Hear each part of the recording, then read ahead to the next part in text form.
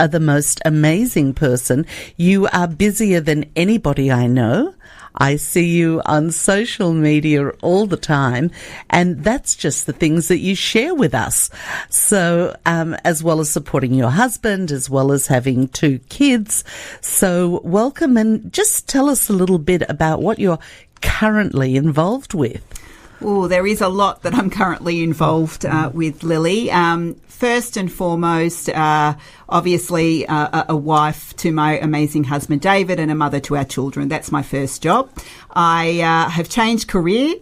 Brother Paul Rose started back in 1959. Wow. After my grandfather had come out of Auschwitz, and they came to Australia and they started this business. And when my father chose to retire, it was a question for me, what do I want to see happen to that business? And really through discussions with my parents and my brother Corey and myself, I really didn't want to see anything happen to that business. You really had that sense of family tradition. Yeah, definitely. Do you know how your grandfather got into that business particularly? I think he was pretty handy with his hands. I know that their first home was in Cromwell Road, South Yarra, and I think he used to go to the auctions and buy old furniture from the auctions and take them home to the basement in Cromwell Road, South Yarra, and used to fix up the furniture and then sell them from there. And I think that's the business grew from there into what it is today. So it's really, really exciting to see. It's evolved. The business has evolved from a lot of second-hand furniture to new furniture and so on. But it's exciting to see where my brother and I can take it in the future. And you've just moved locations or something as well. Yeah. Where are you? Where if people need office furniture or a comfortable chair, where do they go? Well, yes, it was in Spencer Street, West Melbourne for 41 years or so, which is a long time. But we've recently moved to 211 Ingalls Street, Port Melbourne, a new showroom. So come down and see us. Website is www.roseoffice.com.au. And working with your brother, what challenges does that present? Look, my brother and I have a very good relationship.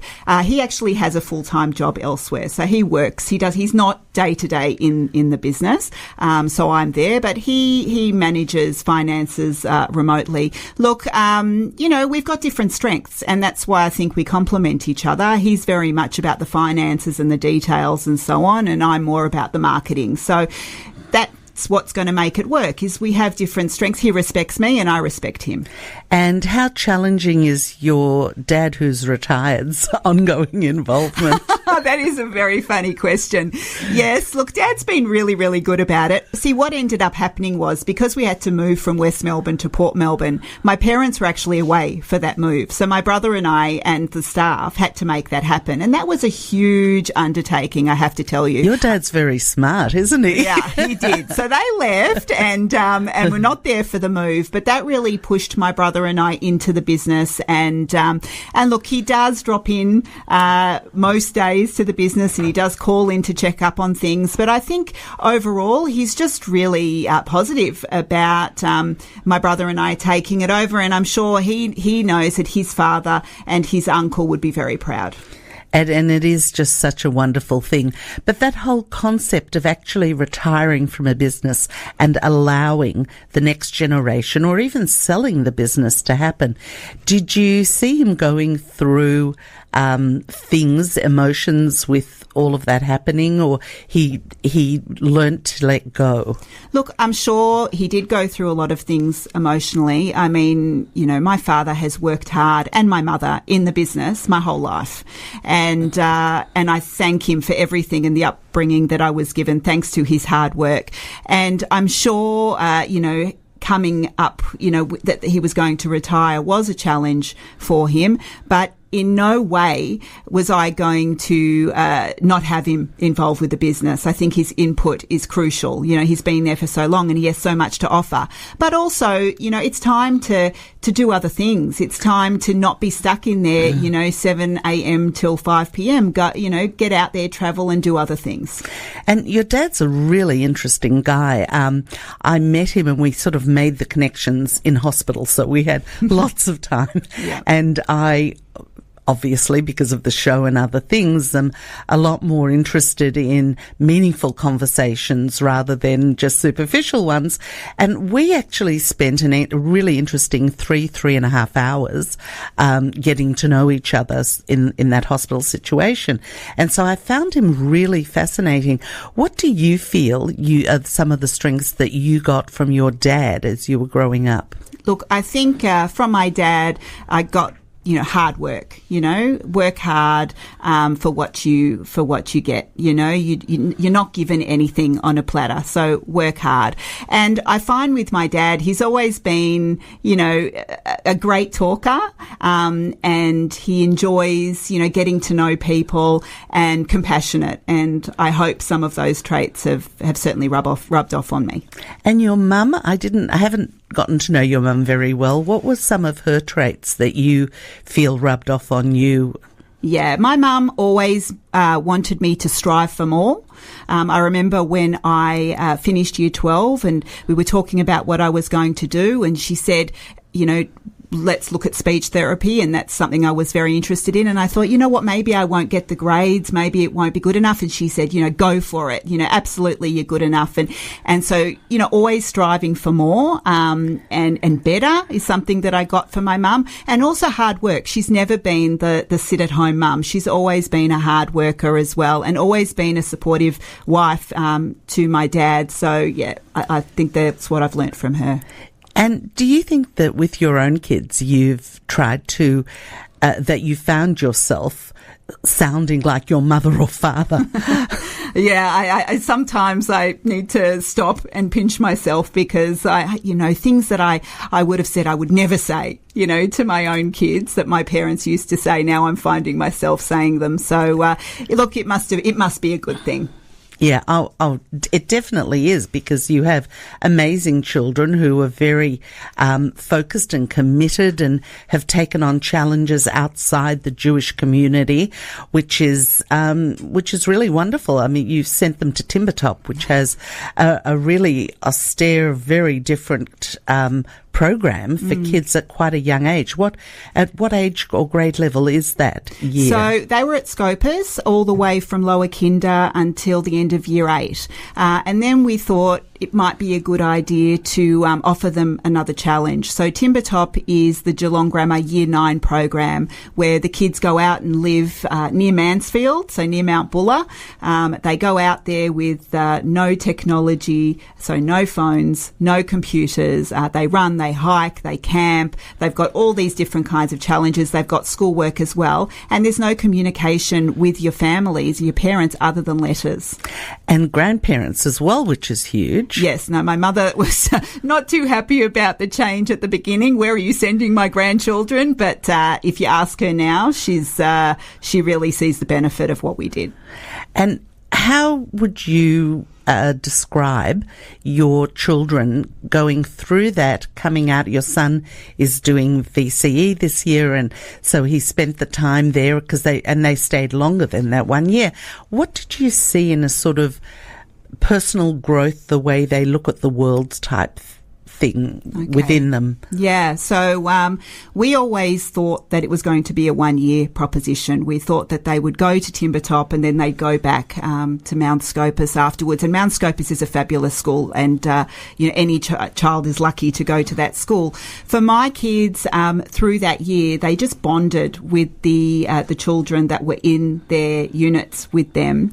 And they just blossomed there, academically, physically, mentally. They just blossomed. And by third term, they came to us. Well, first my son went 2 years before my daughter, but came to us and wanted to stay. And it was a real it was something for David and I to think about. It certainly wasn't on the plans, but we were guided by them. You send them to a school like that to think for themselves and to stand up and for what they want. And they had good reasons for wanting to stay. And so we gave them that opportunity. And you're right, my son, he's actually doing the IB, which is a fabulous program. It's the International Baccalaureate, and he's about to finish that, which will give him all sorts of different opportunities. So they're really open-minded, confident, well-rounded children who David and I are very proud of. You can see that in every aspect, and so you should be. But also you need to give yourselves credit that you were open to having children like that rather than clingy children. And I don't say that in a negative way, but, being brought up after the Holocaust and, the children being more dependent and more is a thing that it's not better, it's not worse, but it is a challenge for parents, and you've obviously taken it on really, really well. Now, going into the family business, you were event planning before this. I mean, I couldn't imagine a harder, more stressful job than event planning. You're in all the details of every single thing for a function. Talk about the insanity that brought you into that. Well, the insanity was actually David that brought me into that. Because as I mentioned, I was a speech pathologist before I was in events. And David had the events business before me. And as David got more and more involved with politics, and I had the children, and the children were young, he asked me to help him out in the business. And ultimately, I took it over and grew the business, where we were doing a lot of weddings and bar mitzvahs and, corporate events and so on. But you're right. It's a really difficult job, and I have had some amazing people work with me and help me, so I wasn't doing it alone. But it's a full-time, during the week job. It's more than 24/7 because certainly is. You're not only dealing with the details of the events, you're also dealing with the mishugas of people. Yes, it is a full-time, full-time or 24-hour a day job, and during the week and on the weekends as well. So you're planning the events all week, and then you're setting them up on the weekends, and then you're running them. So it really took a lot of time away from the family. But I have to say, after so many years being in that business, I got to be part of so many simchas in our community, and that is a true gift. But when you start doing the weddings of the children's bar mitzvahs that you've done, it's time to move on. So it was certainly time for me.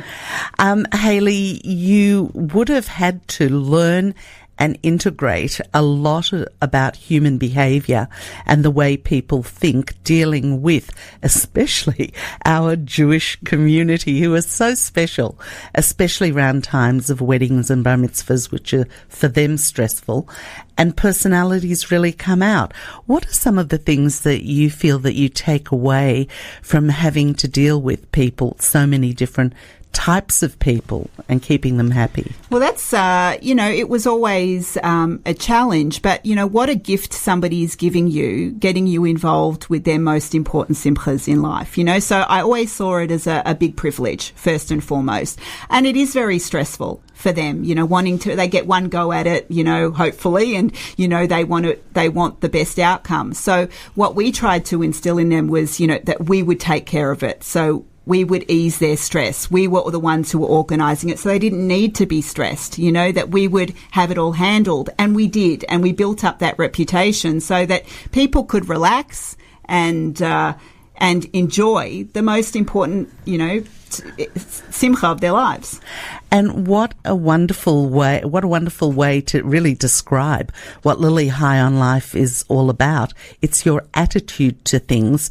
You don't need anybody to change one iota for you to be happy. That's right. So by looking at the events the way you chose to look at them, it doesn't you don't need to get upset, you don't need to get stressed, you understand where the other people are coming. Hayley Southwick is our guest, and one of her favourite songs. I love the song. Hayley, you do so much for so many other people, and your attitude is other people first, as you just described. Tell me, and I love that this is your favourite song about doing it your way. Talk a little bit about why that song. Yeah, no, look, I always, as a young girl, I always liked listening to older music, and my father always listened to older music, but that song meant a lot to me, because although I always think of others, or I try to think of others first, I think it's important to do things my way and how I want to do them, and to be able to stand up and have a voice and not be told what to do by anybody. And I resonate with that very strongly, because you can still be kind, you can still be loving, you can be supportive and everything else, but still remember that you are the person that is most important. Because when you're happy, everybody is happy. Correct. So, Hayley, we haven't even spoken about UIA, which has been such a huge part of your life. You've taken on enormous leadership roles and stepped up over 10 years. How did you first get involved with UIA? Well, that happened 12 years ago, actually. I was at a breakfast for Women's Division, and they had the speaker, there's an American lady who was collecting paper clips to teach her students at her school in America about the Holocaust. I remember that. Fabulous. Yeah, so I was at that breakfast and I was truly inspired not only by her story and what she was doing, but also by the work of the UIA and hearing about the projects that UIA was supporting. So I was tapped on the shoulder at the time and asked to get involved with Women's Division, which I did, and soon became the chair of Women's Division, which I was in that role for 10 years. Hayley, 12 years ago when that happened, your kids were little. You had a husband that was very actively involved with community. Did you have any idea how much time and emotion that would all have on you? No, that's the honest truth. I didn't realise how much time it was going to take, but I was passionate for the cause. And when you're passionate about something, and Israel is my passion, and when you have that passion, you make the time. You know, we're all busy people, but we all make the time. And so I figured, with the support of my husband and with my amazing children, like with everything in our lives, we do it together, and I had the support of them, so I said, good, let's give it a go. And it really is a choice. It's a choice. When you say I can't, it's you don't want to enough. And so, and I was going to also ask you about, our people can be difficult, and especially when they're volunteering. What was it about taking on the role and holding it for that many years? How do you deal with the different personalities and things of people who are volunteering their time? Look, the Women's Division does such an amazing job, raising funds for amazing projects in Israel and giving women the ability to donate in their own right through the Women's Division. And yes, we were dealing with lots of volunteers, but we have to remember that they're volunteering their time, and, we have to appreciate that and be grateful for that and look at it. It's exactly like you say, you got to look at it positively. And, yes, some are more difficult than others and so on, but at the end of the day, they're giving up their time, as you do all here at JAIR, and we're very grateful for that. Yeah. And so not only did you chair the Women's Division, but you then went on, and now you are... Yeah, sorry, you've taken over the whole kit and caboodle. Yeah, so 2 years ago, I was asked to take on the role as president of UIA Victoria. So that's been a huge challenge, but what an honour. That's all I can say. It's a huge honour. Yes, and to step up like that, they obviously saw the qualities that you had, not only in leadership, but people skills and everything else, which is so, so important. Now, one of the other really big reasons that I wanted to have you on Lily High on Life is your relationship with people, which you've described, is phenomenal. But also your relationship with your husband is just beautiful. When you are together and you're in each other's company, you can see that it's a love that's really grown, and obviously a lot of it's got to do with your attitude. Are there things that you've had to work through with that? Just describe a little bit about not just your relationship, but how it's grown over the years.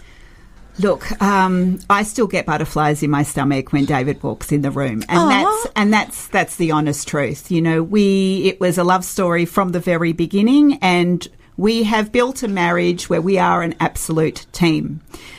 He supports me with everything that I do, and I support him with everything he does. And we're both very busy people, and we've got a busy life, but we've made the commitment to share and be a team. And he can go off and do his thing, and I can go off and do my thing. But I know he's 100% behind me, and I'm 100% behind him. And we'll always, call each other, send each other a text, and have a regular date night as often as possible. That's harder these days. But just making the effort to spend time together and, and just be just us. So, with all of that, are there moments where something just pisses one of you off? Oh, yeah. And how do you deal with that within the context you described? Look, absolutely. And look, that's not to say we don't disagree, because that wouldn't be normal. We absolutely disagree. And that's something we've worked on along the many years, and we've been married now for nearly 21 years. So, if we disagree, it's about how we interact when we disagree. Right. And so what would have, in our early marriage, would have been a lot more, would be tougher and more, aggressive, I suppose, because we all wanted to do it my way. But, now it's a conversation, and, it's very different these days, and we work through it. Yeah, there's a real respect there. And when there's a respect, you argue differently. It's like people are so much kinder and polite to people they don't know because they respect them a lot more. But the person that you've slept next to and washed their dirty underwear and socks for 20 years, that's right. It can break down. And so it's just lovely to see that you're still not only married but enjoy each other's company and want to be married. Absolutely. Is that something you've seen? You also saw at home with your parents, the way your mother was with your father? Yeah, absolutely. Look, my parents have had a wonderful marriage, and they're together. I've seen many marriages split over the years. It's not a perfect marriage, nobody's is, but you work at it, and as long as you work at it and make the time for each other, it works. And it's the communication thing as well. And also, when you met David, you were 19, and he was a DJ. And he's gone from a DJ into a businessman, and not just with the events, but he ran his own very successful business. And then he transitioned into the politician's role. Each of those changes in life can be stressful, and you worked through those. Could you talk a little bit about how you got through those transition stages? For sure. For you personally. Well, look, each of those, as you said, when I met David, he was running a cosmetic company at the time, but he was also DJing, and he then sold his business, and then he was in the events business and so on. So he had a number of transitions. But each time he sat down with me and we discussed it. It was like when he was going to enter politics, it wasn't he's just going to do it. He sat down with me and he said, are we going to do this, as a team?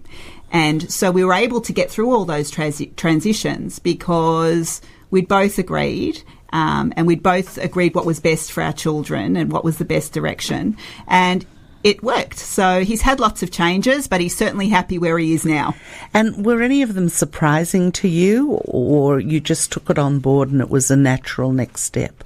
Look, I think all of it was pretty, I thought they were all pretty standard. When politics came up, it was something that I knew David always wanted to do. He, as you know, his father was part of local government politics.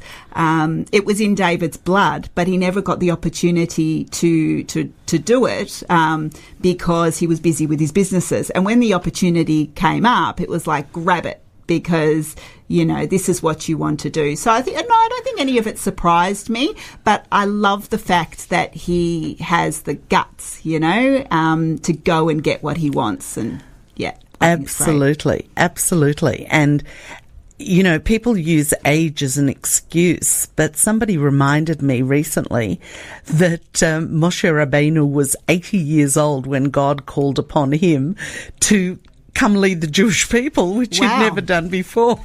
Got to remind my dad of that. So I just thought it was such a great story. And I recently saw the Gotek story at the film festival, where, God bless her, the woman that started Gotex lost everything and at the age of 90 decided to bring back. So David, you and David have a lot ahead of you.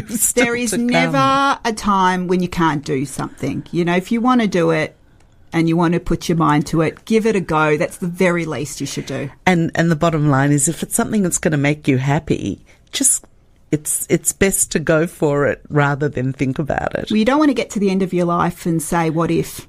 Exactly. You know, what if? You know, just do it. Now, you also said that one of the best childhood memories you remember was when your parents surprised you and took you and your brother to Disneyland. Tell me about that. Did they pull you out of school? Was it like the day before?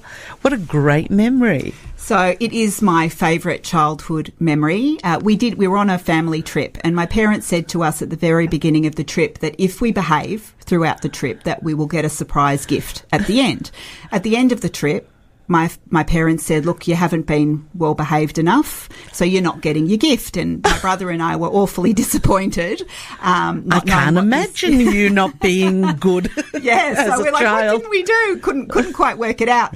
But we were flying back from where we were through Los Angeles. And when we got there, you know, my father said, you know, just stay here. You know, I'm going to sort out whether the flight's late or we've missed the flight. And yet this whole story began. And to cut a very long story short, the whole surprise was that we were going to be spending 2 or 3 days in Disneyland. And we were gobsmacked.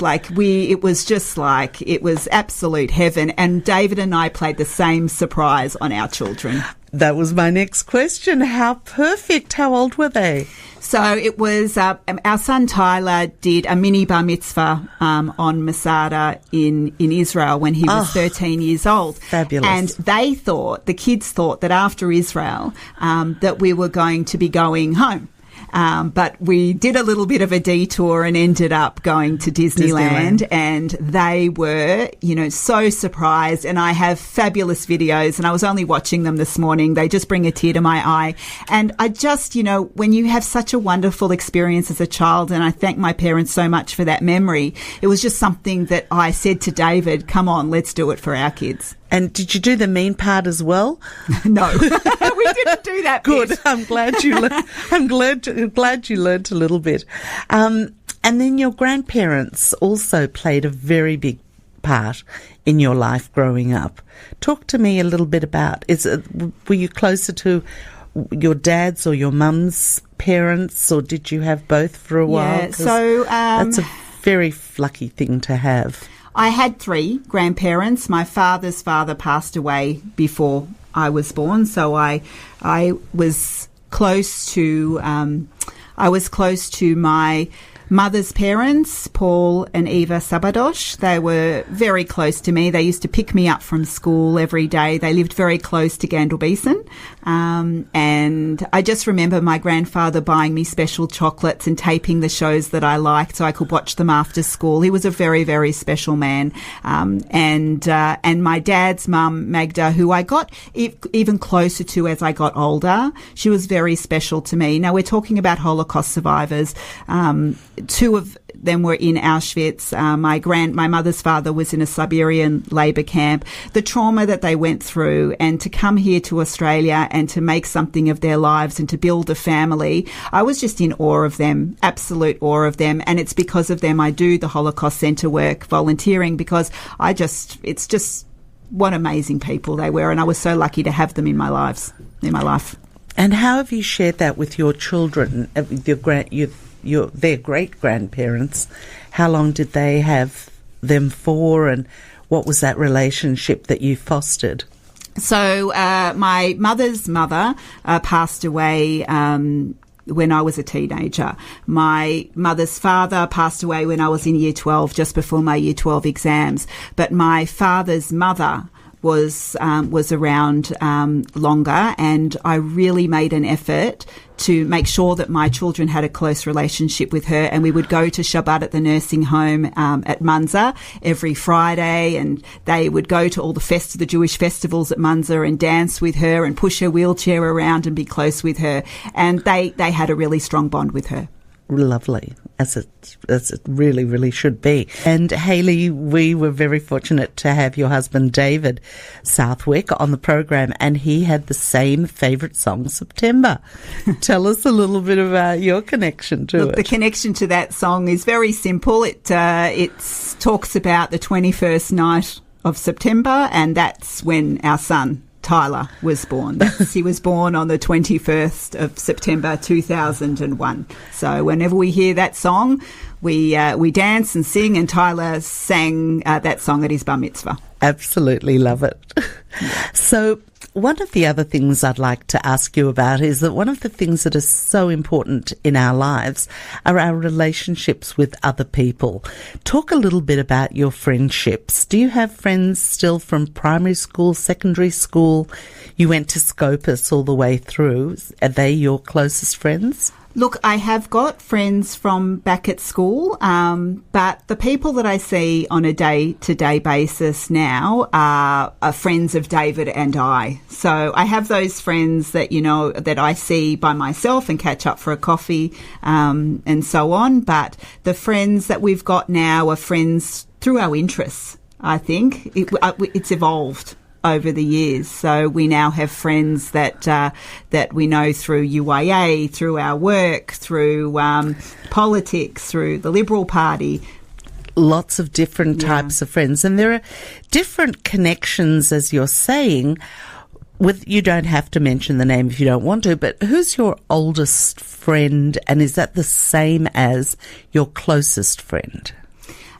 Look, my oldest friends are actually boys from school, people that I still have a very close relationship with today, and one of them lives in Sydney and, travelled for his simchas and so on. But my closest friends, they're people who understand me now, understand my interests, and are supportive of what I'm doing. And likewise, I'm supportive of what they're doing. And no matter how busy our lives, my life get, they're there. It's called low maintenance friendships, and that's what I need.